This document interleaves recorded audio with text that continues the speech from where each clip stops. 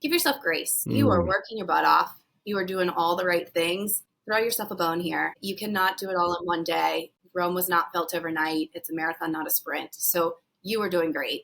Give yourself grace. Right. Yes. Put it all together, one little bite at a time. It is not meant to be if you just try and change who you are overnight, it will not happen. So that's my final. Beautiful. Hey, what's up, everybody? Cam Hemphill here, your host for Medical Millionaire. Hey, guys, thank you so much for taking the time to tune into the podcast. Our goal is to give incredible value and insight for practice owners. So today, guys, I have an incredible guest on. It's been about 3 or 4 episodes since I've had a guest on. I've really done a wonderful job of identifying experts that I want on the show.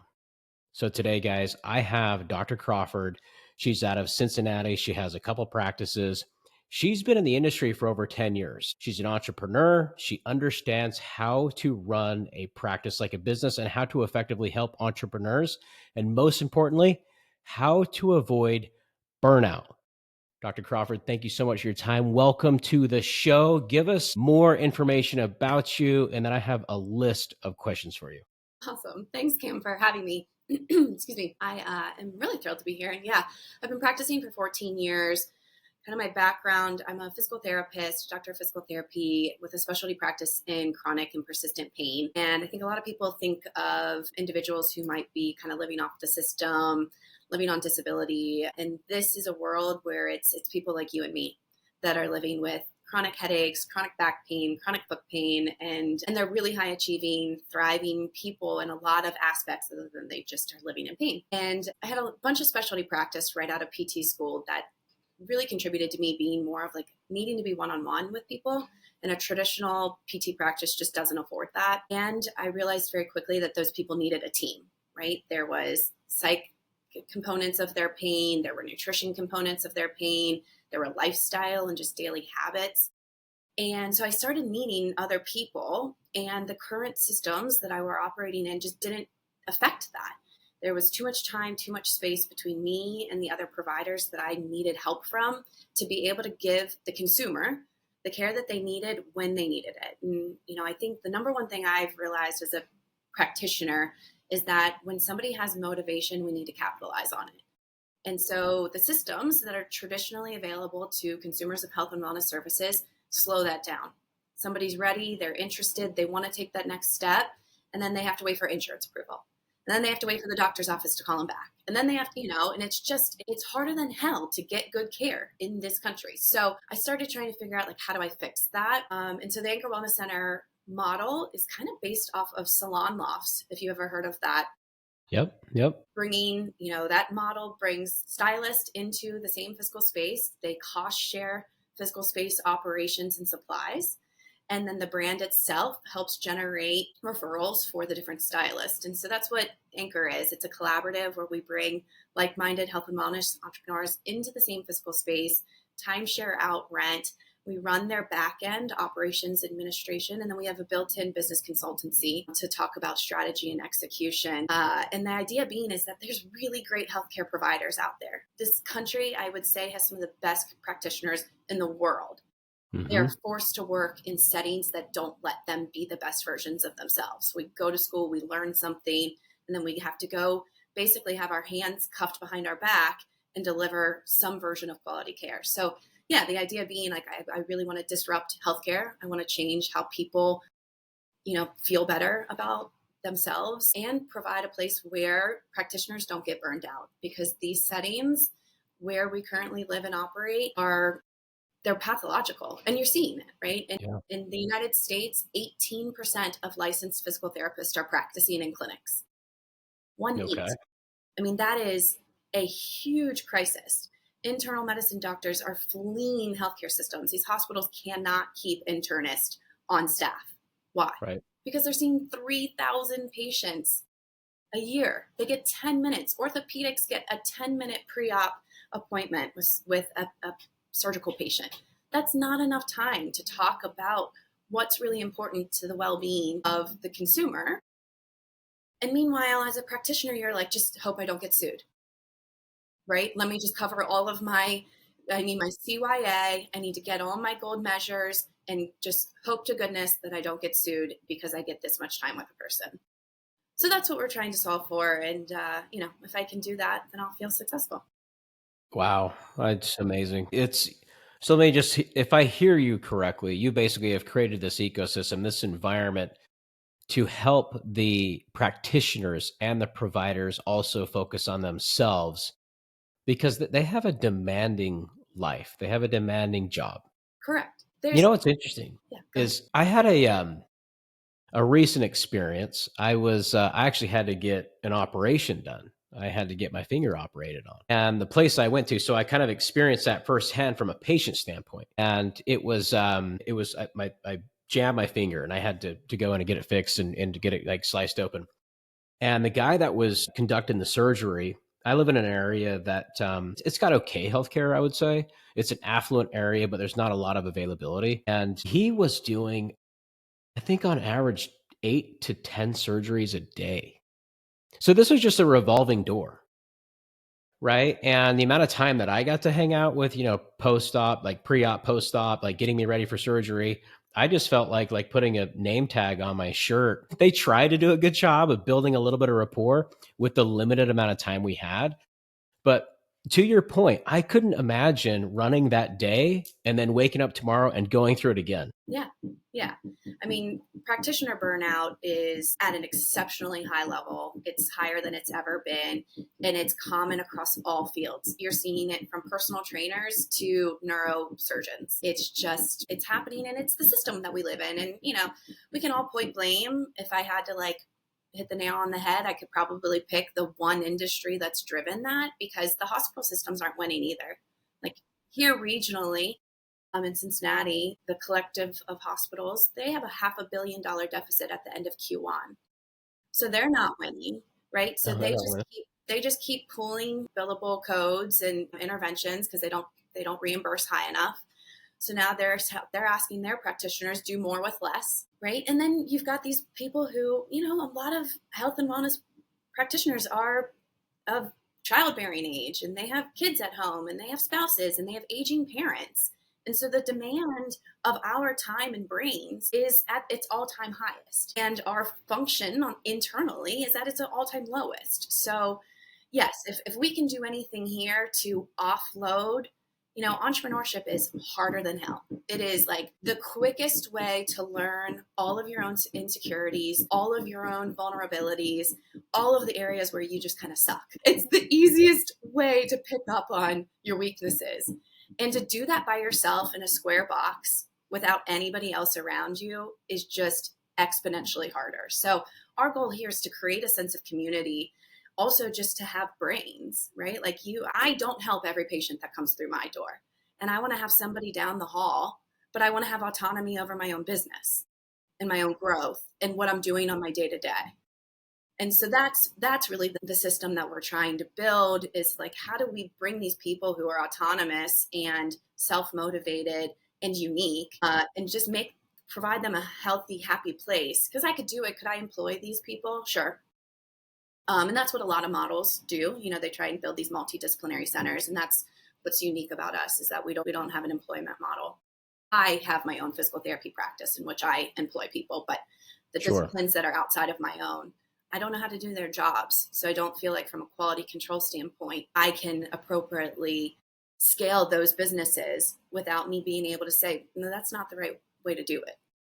Yeah, yeah. So the Anchor Wellness Center, that really is that's got to be your passion project. It Is is. that okay? Yeah. I mean, it's like, hey, look, because this is something that you experienced, had to have been. Yeah, always, all the Okay. time. I'm currently fighting it for my husband, right? Like there are people that are just, yes, ma'am, yes, sir people who are going to they're going to fall into the trap, and they'll ride that escalator to whatever floor in the hospital their doctor tells them. And then there are people who are becoming more liberated, who want to find their own journey. And that's, our goal here is to just be alongside and be part of that journey.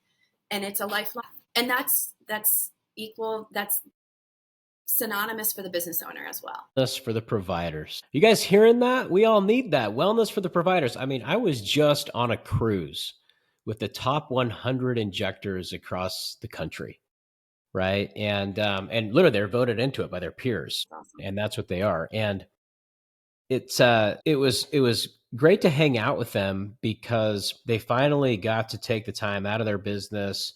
There's obviously like networking and conferences and dinners and stuff like that, but also just getting to know them on a personalized basis. And you can see it. Like I can see them working. Everybody needed to be connected to Wi-Fi. Everybody had to be, pushing hard. Some of them have their systems in place where the business was it could fully operate while they're not there. Most of them it couldn't. They are missing patients, they're missing revenue, they're stressed out about marketing, they're stressed out about finance. Like I can see it. And so, guys, I think as providers, we really have to focus on making sure that our wellness is good because my fear is if you're not, it's really challenging to actually elevate your area of expertise for your patients if you're not feeling well, right? You can't come to the clinic not feeling well and taking care of yourself and actually give the patient the treatment and the outcome they're looking for if you're not feeling well. So I love it. I think this is absolutely brilliant. I'm sure you have people that fly in all the time to visit you and hang out. It's like, just a retreat.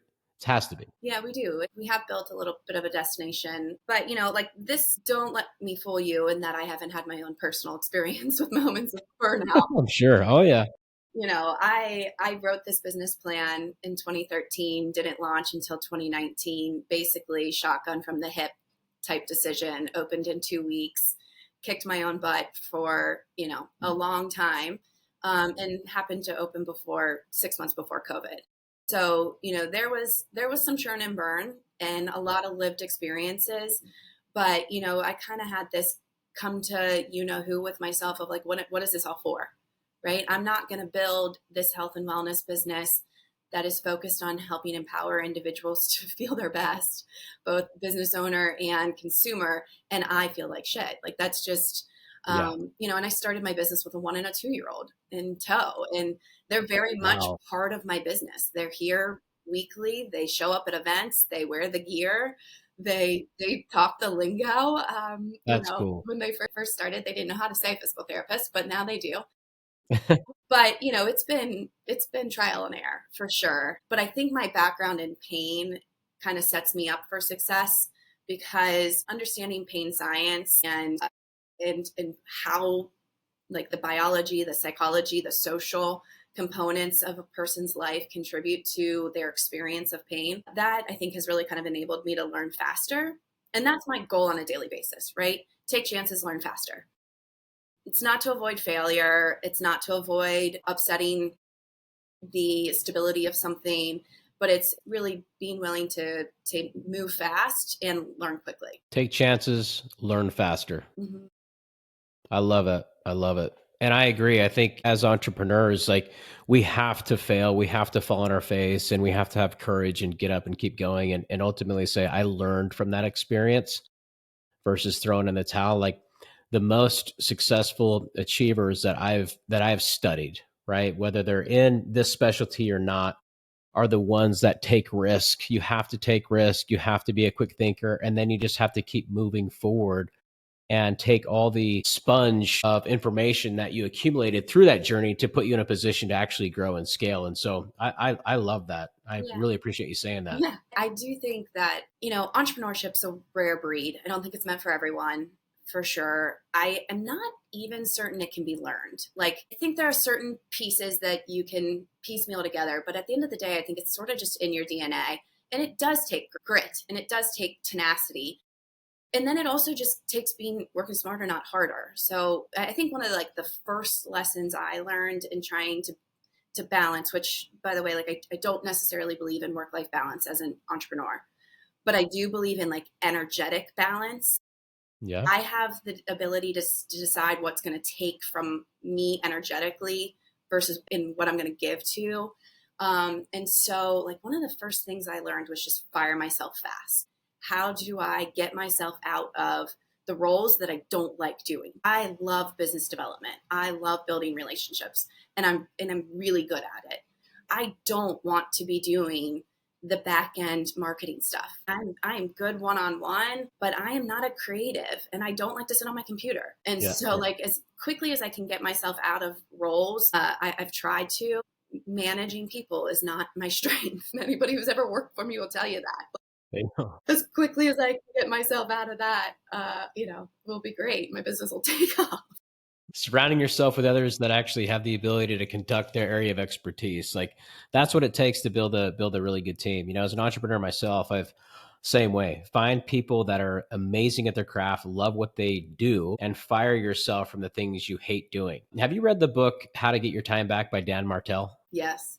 Yeah. Is that where you, because when you said that, I'm like, fire yourself. I'm like, that I learned a lot from that book. Yeah. That was a brilliant book. And I'm Well, like, oh my gosh, it Atomic happened to Habits me. was a big one. James Clear, Atomic Habits, in That's a terms of wonderful book. this realm that we're talking about around burnout, like that was a real game changer of just make it simple, make it repeatable and easy to access. And so, that was like, okay, my alarm clock goes off at 5 a.m. every day, no matter what, despite whatever time I went to bed. And you are getting up and you are doing your workout, you're doing your journal, you're doing your meditation. And some of those are new practices for me, but the workout's not. But yeah, I mean, just like that, making it as simple and as less to think about, because we already have all of, the pressure on our backs every single day. So if I can make some of those things a decision I don't have to make, that just happens, all of a sudden, like my emotional burden is just lightened. Yep, yep. I totally agree. Now, those are two amazing books. I've read them both. In fact, I read Dan Martell's book a couple times, and I found myself in a situation where I'm like, oh my gosh, I almost started becoming the administrator of my business at one point. And I did all the things that I actually hated doing, but no one else wanted the job. So I was doing it. And I'm like, oh my gosh, he has like this time calculator, right? I think, and it was like based upon how much money I am worth an hour and how much of these tasks that I could delegate to like a $12 person, or $20 person, whatever it is, not to diminish the value. The stuff has to get done. The work has to get done. But ultimately it was killing my passion. And I was not putting myself in a position to actually like continue to charge the business. I was just focusing on mundane tasks that I could then delegate. And the issue that I had, Dr. Crawford, was the task list. The business scaled so fast for me. The task list was just enormous. And I'm like, well, I don't even have time to train someone because I need to get the task done. And so I was in this catch 22. And finally, what I did was I built a LMS system, like a learning management system with Loom videos. And I went through every single documented step. And then I almost built this SOP and just started handing it off. I almost was filming me do all the stuff. And that was an easy way for me to do it. Because I think some people get into a spot, they're like, I don't even have time to train somebody. I don't even have time to hire somebody. Yeah, there's a mindset shift that has to happen at some point, right? Because you Yep. get to this, like you were just talking about, you get to this point where you're growing a business, you're scaling, you've got a lot of momentum, things going in the right direction. You don't maybe have as much cash as you want or think you need to make that next hire, to make a next move. And at some point, you just get to this fork in the road where you have to just bet on yourself, right? And I think the mindset shift is an investment, not a cost. And especially when you're talking about like employees and bringing on team, because an employee will pay for themselves if you hire the right person. So I'm always telling like our anchors, the business owners that we support, I say, don't think of it as $100,000 investment. Think of it as a $30,000 investment, because if they're not good after 90 days, save yourself the other 60 grand. There you go. Right. Yeah. So it's just about how to really think in a way that is conducive to growth, as opposed to this self-limiting scarcity type mindset. And so a lot of the work is really in just how we're talking about the moves we have to make, and especially Yeah. the scary ones. Absolutely. And I think if you look at it from a cost analysis standpoint, like how much is this task really costing me? And how much income could I actually be producing if I was seeing a patient, if I was selling a product, if I was investing in my craft? It's that time exchange. And I think that's where the mindset shift really happens. Just do the analysis and say, oh my gosh, like, because there's almost like I'm afraid to hire somebody that's $100,000 a year, for example. Well, if you do the analysis, the amount of work you're actually doing inside the practice that you shouldn't be doing might be costing you 300,000, right? So that's like the mathematical conversation that I think for the audience you guys should be having. But let's really quick, if I kind of want to picture myself showing up to your practice, showing up to your wellness center, showing up to this retreat. I want to picture myself like, all right, I need a weekend off. I'm going to hop on a plane. I'm going to go hang out with Dr. Crawford and her team.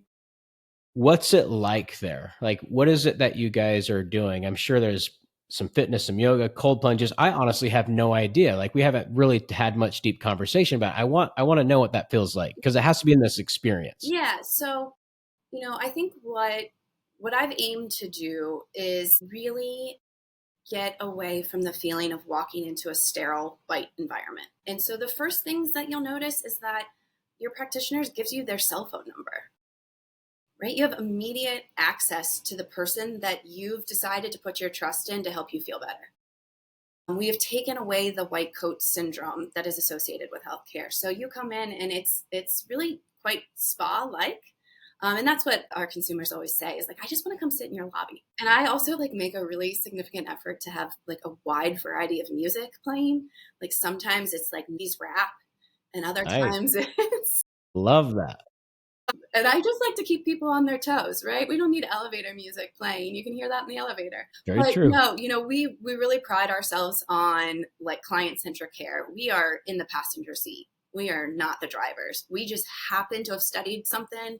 We happen to have some licensures. We happen to be really good at a particular skill or service, but we do not know their bodies, right? We 100% trust that our patients and clients know what they need. We just have to listen. And so that's the skill that does not get to exist in a traditional health and wellness setting. Really, you only get to see that in boutique wellness. And so, yeah, it's a really comforting, calming, down regulating. Our lives are just dopamine hit after dopamine hit after dopamine hit. So if we can do something to just upregulate that parasympathetic nervous system, that rest and digest, that'll get people half of the way there to feeling better, Jeez, which totally. sounds so Totally. insane, Yeah, but yeah. it's true. You see it all the time, right? You just are like, hey, unfortunately, it won't be great for your podcast listening, but put your phones down. Put your phones down. You're just getting that epinephrine right into the bloodstream Constantly. every time we open them up. So yeah, we're just trying to help people get back into their bodies. And we do the same thing for our business owners. We meet once a month and we have this like kind of down and dirty conversation. Like, give me the top 5% that's happened in your life, personal, business, anything in between in the last 30 days. Like, let's talk it out. What is occupying your brain cells? Because those are the things that are keeping you from growing, both personally and professionally. Okay, gotcha. So there's ongoing conversations. You don't actually have to be on site. Yeah, we prefer Amazing. everybody to be on site. Okay, cool. I personally kind of believe that, especially coming out of COVID, like we have a due diligence to one another to be in physical space. Gosh, so much. Yeah. Everybody's so isolated now, so much work from home. I mean, shoot, even myself, I do so much work alone. And I'm like, I think I just like sometimes I'll get done with the day. I'm like, I'm pretty sure I just talked to my computer for like 6 hours. Yeah. I'm like, is that normal? So I try to break up my day, go on a walk, go on a run. I very much similar to you. I wake up, very regimented morning routine, early riser workout, all the wellness stuff that I can. But even with that, it's like then my day starts and it's just like bam, bam, bam, bam, bam, meeting, meeting, meeting, all this stuff. And then I pull up my social media and then I'm like comparing myself to this person and, like dopamine hit, like you said. And, it's, you got to be really careful about how I think so let's just take social media, for example, right? Because in this world, cash pay business, marketing, I'm a big believer that the most successful practice owners are really the best marketers through these engines. It's like a requirement, but it's almost like it can consume your life and your time. And you can get in this world of comparison. And you could get in this even to your peers. Well, so and so's practice is prettier than mine, or they like doubled their space, or their followers are more than mine. And it's like, dude, you focus in your lane and focus on who you are and focus on your area of expertise. And I mean, you're the expert, Dr. Crawford. Like that has to be a big part of conversation, isn't it? Like if they're being honest with themselves. Yeah, if they're being honest with themselves. I think, imposter syndrome is very easy to experience. And we always tell people, I tell my therapist when they join here, I tend to hire physical therapists that come from kind of insurance based practices. And I'm like, your first 6 months here, you're going to think that you don't know diddly squat. For sure. You're gonna feel like you are a brand new physical therapist out of PT school, because what we do is so different. We don't just treat the knee bone, right? And so we tell this to our anchors when we onboard a new entrepreneur, like, you're going to come in here and think that you have forgotten everything you ever learned. Because when you take away, a lot of the kind of the shelters that were built around them that told them what to do. Yeah. And then you get into this place where you got to find your own business, like you're talking about, right? I don't have insurance, throwing us 10, 20, 30 patients a day. And then you're like, am I even good at this? Like, I'm struggling to keep the doors open. Well, you've rocked the ship. And so in social media I love social media personally. I enjoy it. I learn a lot. I like the engagement. I like building relationships through social media. I've had colleagues and teammates and people that I've supported who are just will not touch it because they don't have the psychological skill of going down that rabbit hole. Yeah. Yeah. I don't know why I do. I think it was learned. Like, I think at some point and that's not 99.9% true. I mean, I definitely catch myself saying, look at them, who's there, who's going there, who's tagging that location. Like, there's Yeah. definitely There's a that. lot of that noise. Right. But it comes down to mindset. Like, do I want to like it or do I want to not like it? It's all things, right? Like, and what do I want out of it? Yeah. Yeah. And so I think if you're going on there to keep up with the Joneses, it can be very dangerous. I think if you're going on there to extend your reach and to build community and to be social, which is its intent, then it's a lot healthier. But I do agree with you. I think it's wildly pathologic to not have a presence if you're in this boutique space. Yep. You can't, right? Just from a You can't. consumerism standpoint, they want to find you there. They want to find you on Google. They want to find your website. They want to have referrals and reviews. You have to have this multi-dimensional approach. So, like, we work really hard to encourage our business owners to get comfortable with it because it's really hard to grow without it. Yeah. Especially in this digital world. I mean, to your point, you got the website, the reviews, the credibility, the before and afters, the results. I mean, even if you're getting a lot of business from word of mouth referral, they're still going to check you out online. They still want to see if you're credible. And the amount of information that they can get so quickly. And I think us as consumers have gotten extremely intelligent over the years because the availability and access to stuff. We almost just want to be educated to make sure, okay, are you credible? Are you within proximity? Am I willing to travel? Do I like your work? Do I like you as a person? I think like that's a really important thing. Do you have personality? Huge. And I think like, are you authentic? And so a lot of those things really weigh in. I have a really good friend, and he's actually a very well respected cosmetic dentist, and he's done a wonderful job of creating a great social media profile, if you will. And I think he gave me a stat. I want to say it's over 80% of his patients fly to come see him. And I don't know how you can do that without that type of platform. Exactly. It's the reach, right? And I don't want to turn this whole thing into, social media conversation, but to kind of like, it can also create burnout in a way too, because of the daunting ability to create this content. And when do you have time to create the content?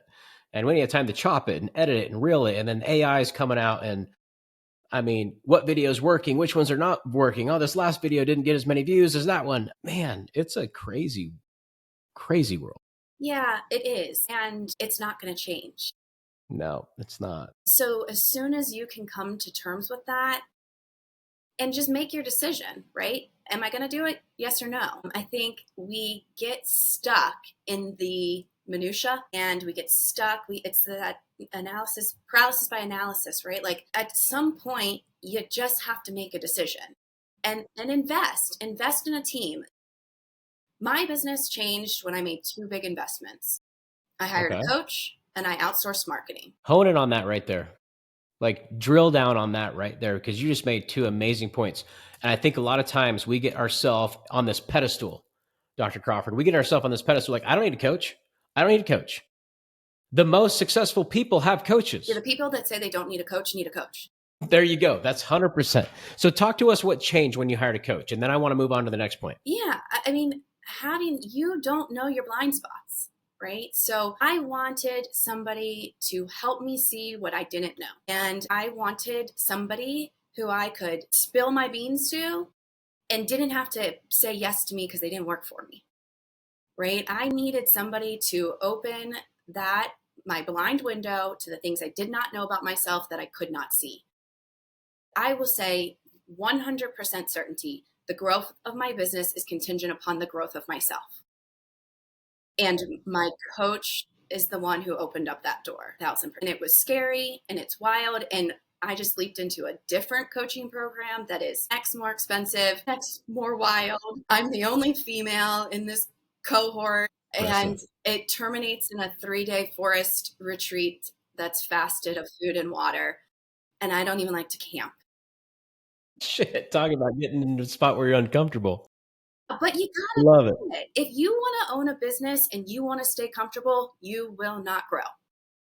That's Period. right. End story. You'll burn out. You'll be one of the statistics of the businesses that don't succeed past 5 years, 10 years, whatever it is. You'll be that number.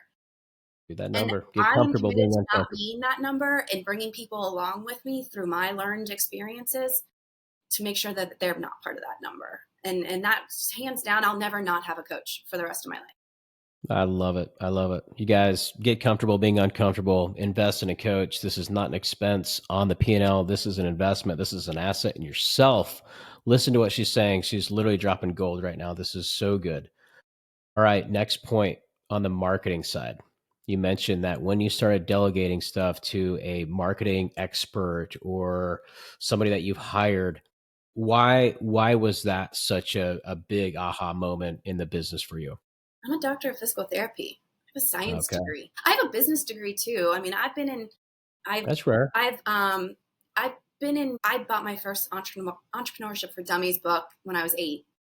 My I dad love started it. his Okay. business out There of you our go. garage. I ran his P&Ls. I did his invoicing. I ran my aunt's therapy company when I was in high school for a summer while her office manager was on maternity leave. Like, I come from a business of business owners, a family of business owners. So I've always known I was going down this path. But at the end of the day, I am not a marketer. And you're right. If you want a person to know about your business, you have to find them. And there are lots Right. of avenues to finding them. One I'm really good at is the business development piece, right? I can go out and talk to another business owner. I can talk to a physician. I can talk to a massage therapist. I can talk to a personal trainer. I can talk to an esthetician. And I can help them understand why their patients, their clients would benefit from my services. I am not going to spend my time. And when we talk about that cost revenue model, the ratio, I can make way more money by going out and building relationships than I can sitting and creating engaging digital content. It's not my skill set, and I don't want to learn it at the end of it. Yeah. And maybe that's a downfall, but there's other things I really want to learn. Like, I want to learn how to get my team out of survival mode. I employ a lot of physical therapists who are young moms, and they are exceptional at their job. And I want to help them be exceptional human beings, not just exceptional physical therapists. And so if I'm going to spend my time somewhere, I want to spend my time learning how to help others be better, I not love learning how that. to market.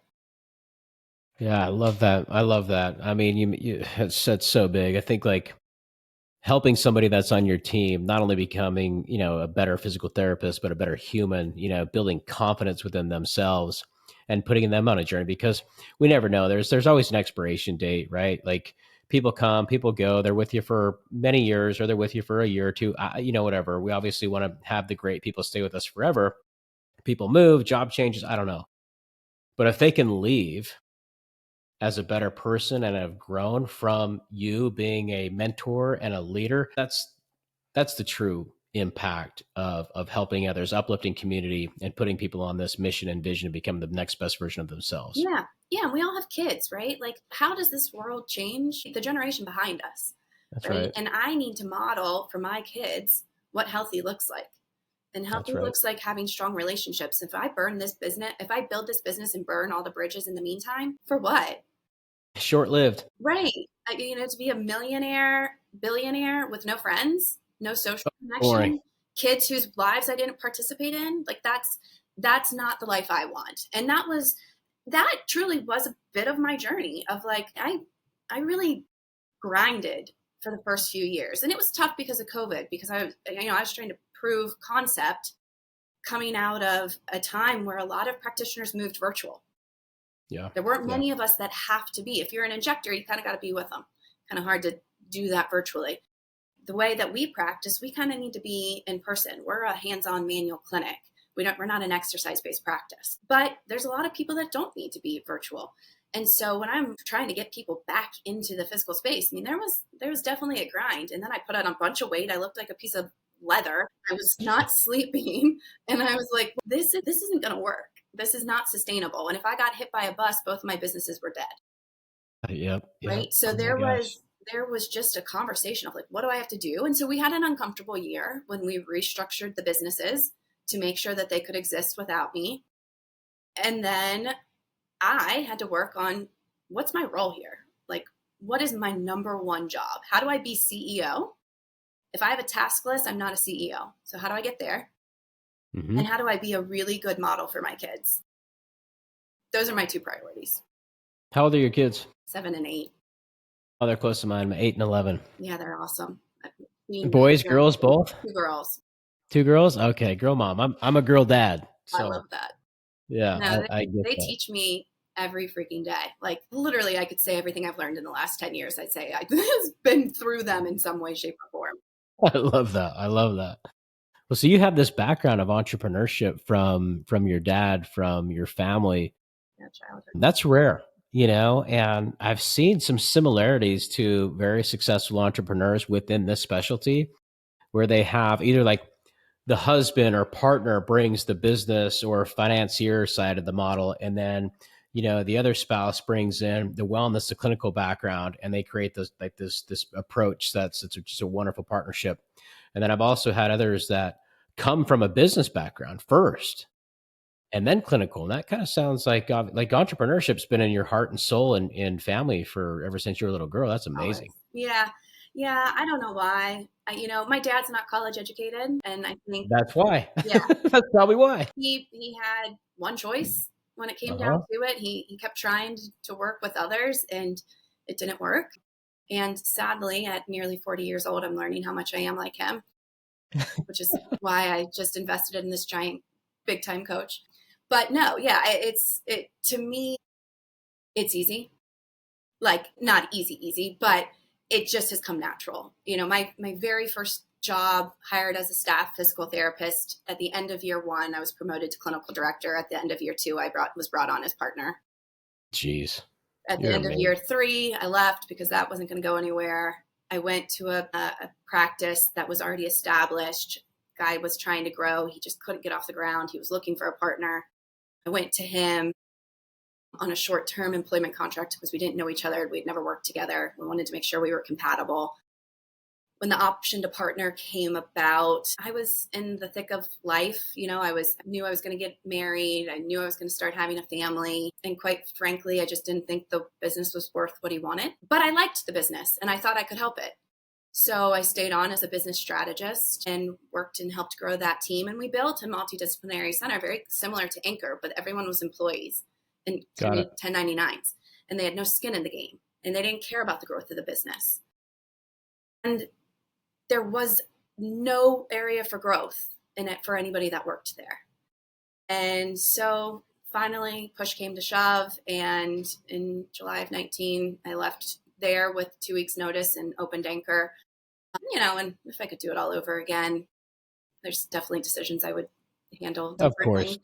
But for some reason, I keep finding leadership. I don't necessarily seek it, but I keep ending up in these positions. If you know anything about the Enneagram, I'm a 3 on the Enneagram. And, they tend to be people that like to be in front. And I don't actually prefer to be in front.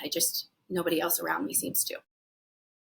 I says you and I are very similar in that, sometimes I'm like, hey, to that point, I'm like, I'm a 3 as well. I want to be in front, but I don't, it's almost, I'm like, shouldn't someone else maybe Yeah, like I'm be not here? qualified. Like, why am I here? Like, and I have some very successful people too.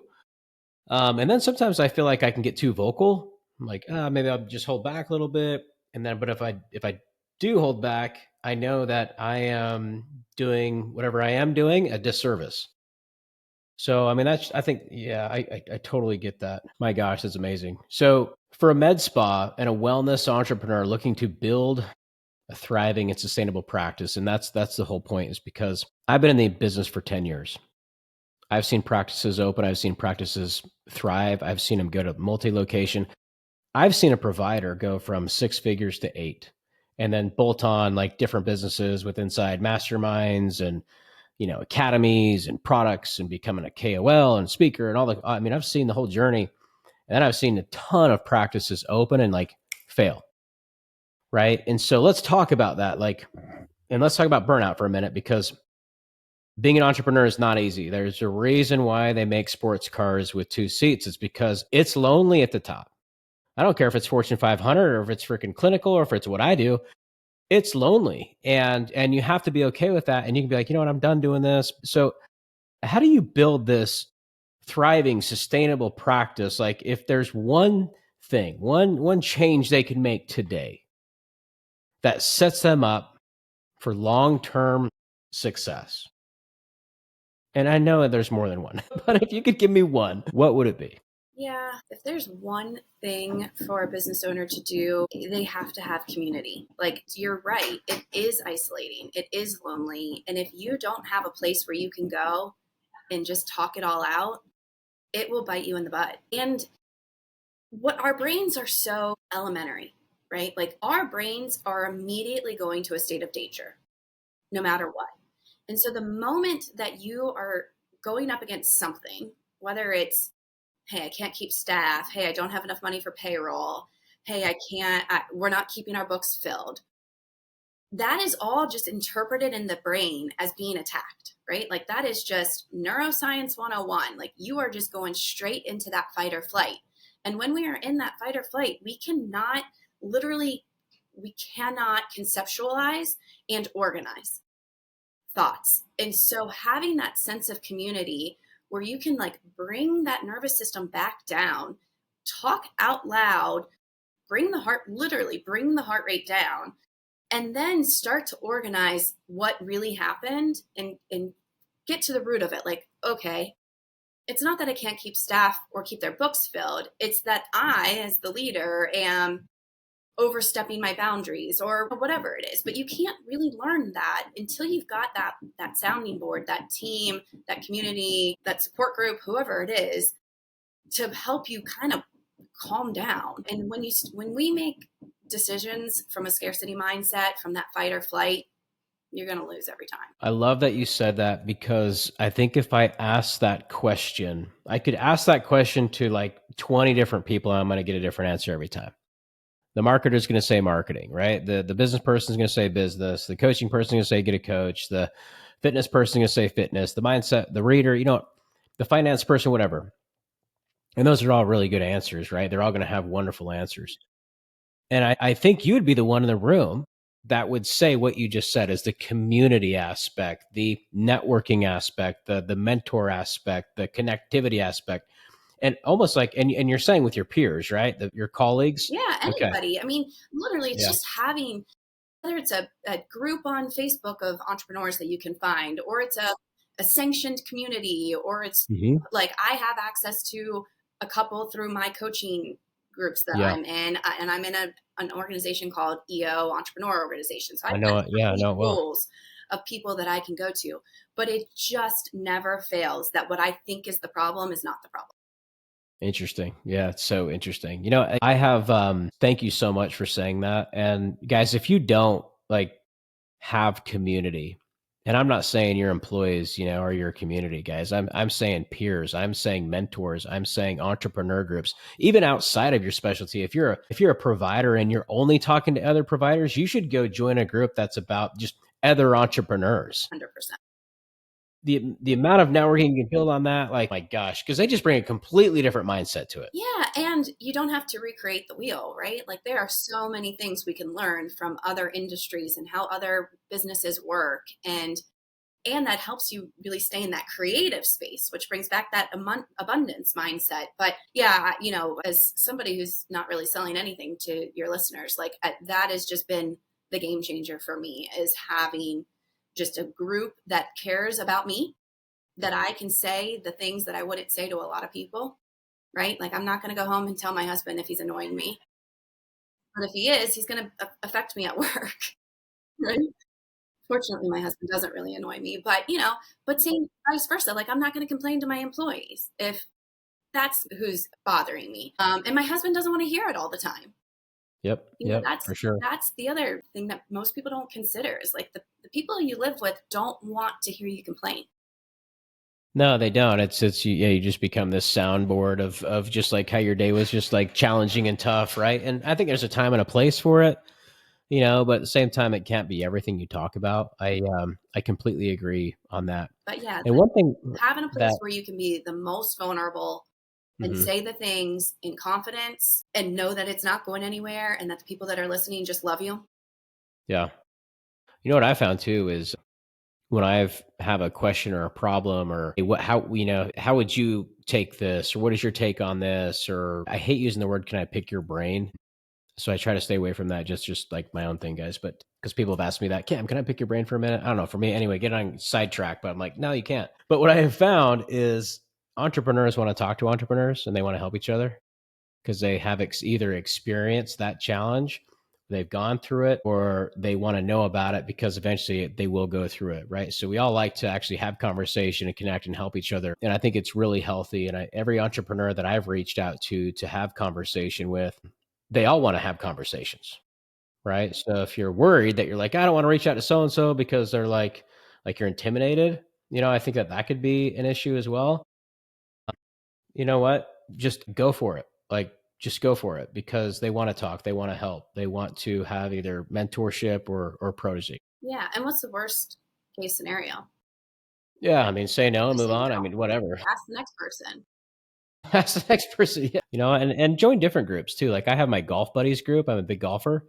That is a fun group of guys. Yeah. They're successful guys, all in different businesses. We're playing a game together. Like that is like an outlet for me. Hmm. And it's a networking outlet, and it's like a stress reliever for me. So like, and there's other ways, like yoga is a great place, right? You can, same people that like to do yoga, cycling, whatever the game is, whatever the fitness group is, Pilates, I don't know, wellness, whatever. But that's a great way as well to get around people that have similar interests. And what I've found is people that have similar interests are kind of on the same wavelength and can have those conversations and are potentially just as, in the successful journey with you. Yeah. Maybe Yeah. I mean, you are who you surround yourself with. Right. that's right. And so I always talk to people. My shtick is like, because I'm a physical therapist, I like to help people understand their bodies no matter what. Like, stress is a healthy thing. Stress is a very healthy thing. It's intended to help with reward and motivation and memory. So like what I hope that people aren't hearing today is like, avoid stress at all costs, right? Just golf all day long. Like that's definitely not the message. I mean, that would be lovely. It That couldn't and be. in fact, you will burn out from that. But like, we have to Yes. just close those stress cycles, right? Stress is meant to kind of wax and wane, like our circadian rhythm. And if you don't close that stress cycle at the end of the day, that is when it starts to build and build and build. And that is when things start to break, right? And what's going to break is your resiliency, your adaptability, your flexibility, your passion, your interest.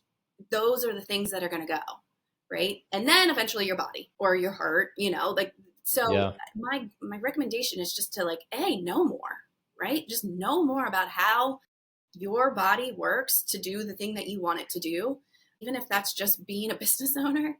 And B, it's having those groups of people. Life is very simple: hydration, nutrition, movement, sleep, and social connection.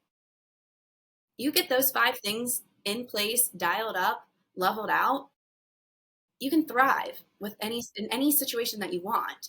whether that's growing a practice or that's getting out of pain or recovering from your finger surgery, it doesn't matter. It's just those 5 things have to be there. And that social connection one is huge, and a lot of entrepreneurs neglect it. Yeah. I'll tell you, you made a good point on the stress factor. I'm stressed when I'm not stressed. Yeah, you're such a young I'm man. like, what is that?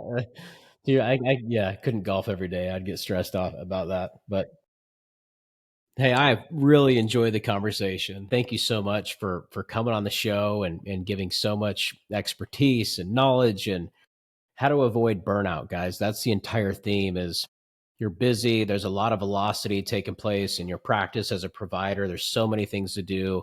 There's a lot of comparison that's taking place on the marketing aspect, on the finance aspect, on your own fitness and your own journey as an entrepreneur. Like this is hard. This is challenging. Take time for yourself. Burnout is real.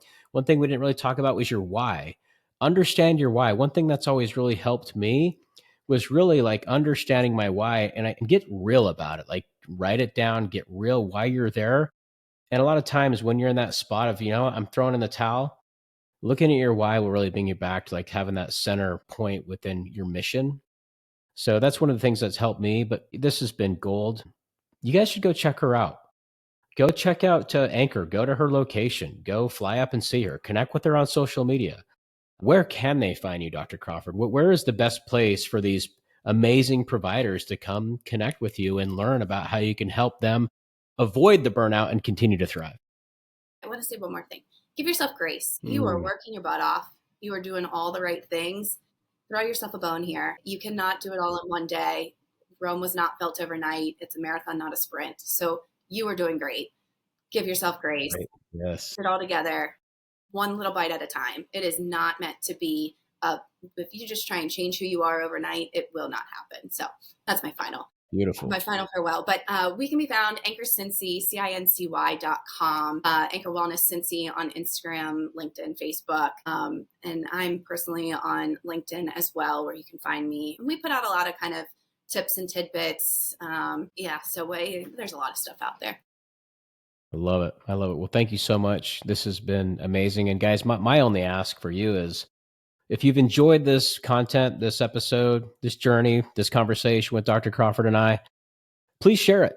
Share it with your colleagues. They need to hear it. And that's my only ask, guys. Like, continue to just spread the word, spread the community. My goal and my mission is to help every single provider that I possibly can survive and thrive and become the next best version of themselves through all this content that we create. So I'll leave it at that. Thank you so much once again for coming on. And until next time, happy enjoying growing your practice. Thanks, Thanks. guys. Yeah.